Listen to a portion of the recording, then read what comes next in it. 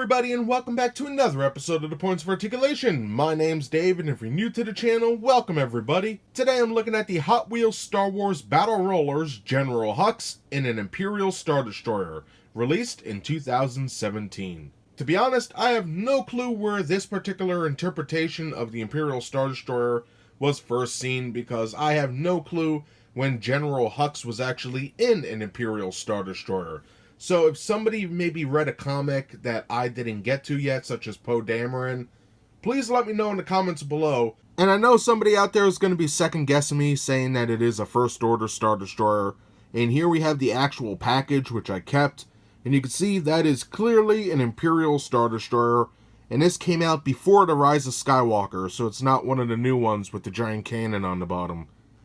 So I don't know what they were going for, but I guess it is what it is.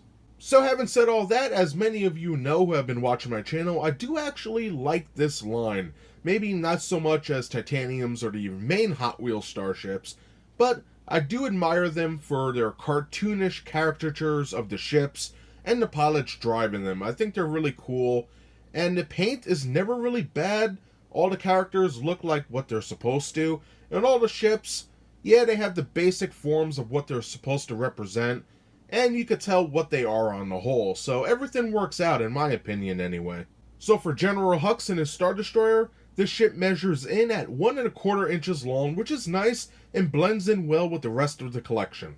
So we do have a lot to cover today. We're going to check out the mold, the paint, compared to some other vessels, and then we'll be done. So let's get moving! Alright, let's kick this video off looking at the mold. Let's go over the main parts, and then we'll start talking about the detail. It's so small, we could just combine everything in one section. So we have our main body of the Star Destroyer right here, which is nicely detailed. We have our superstructure right where Hux is sitting, so that works. In the back, we have our command tower. No shield domes or sensors array or anything like that. It's very basic, but it gets the job done. On the aft section, we do have our engines. All of them are here and molded pretty well. We can see the 3 mains and the 4 others right there, all recessed in and actually popping out, which is nice. Very cool. Again, the mold continues on the sides. Looking fantastic. On the bottom, we have 3 screws holding it together. We have our ball bearing and this contraption here to make it roll. So that's pretty interesting. We have some copyright crap made in China. And then on the top, we have General Hux. And he doesn't look too bad, to be honest with you. Like, does it look exactly like the actor? Absolutely not. But we have some beautiful hands here crafted with control handles in there. We have a control panel in the center, which looks great. Some folds in his clothes. Looking good. Then for his face, we have some nice detailing on there. Painted eyes, he has ears, the hair looks great. Nicely done for the size. And then the First Order hat, which looks pretty good. And I love the paint here. That looks dope. Pretty nice. I think this came out decent.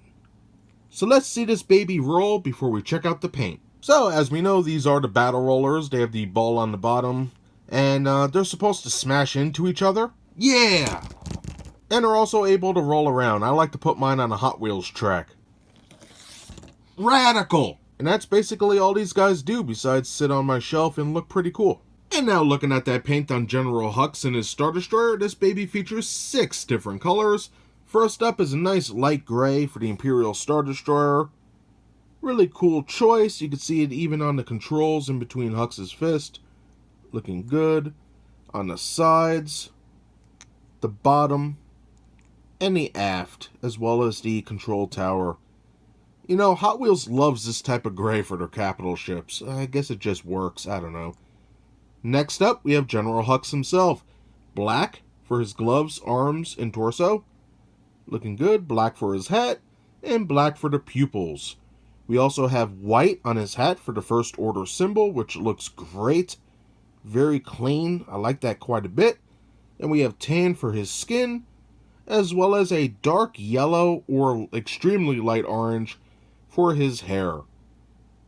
All in all, a very nicely painted piece. So now let's compare this to some other pieces before we conclude the video. And for a quick size comparison with the General Hux and the Star Destroyer seen in the center, on the right hand side we have Rey with the Millennium Falcon, a pretty nice piece there. And then finally on the left hand side we have the Emperor in his Imperial shuttle, probably my favorite in the line so far. So some really interesting shapes here on the vessels, and really cool pilots driving them. So if you're interested in seeing reviews of any of these ships I showed today, check the links in the description below. And that does it today for my review of the Hot Wheels Star Wars Battle Rollers General Hux and a Star Destroyer, released in 2017. Now for the mold, I like their cartoonish designs on these ships.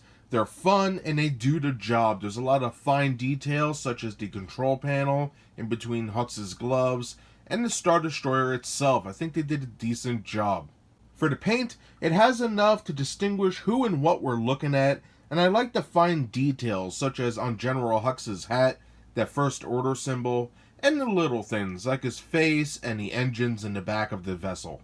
And before I go, if anybody has any information on why General Hux is in an Imperial Star Destroyer, let me know in the comments below. So that's everything I have to say about this kooky ship today. I hope you enjoyed the mini review. If you did, smash that like button. And if you'd like to see new videos, subscribe.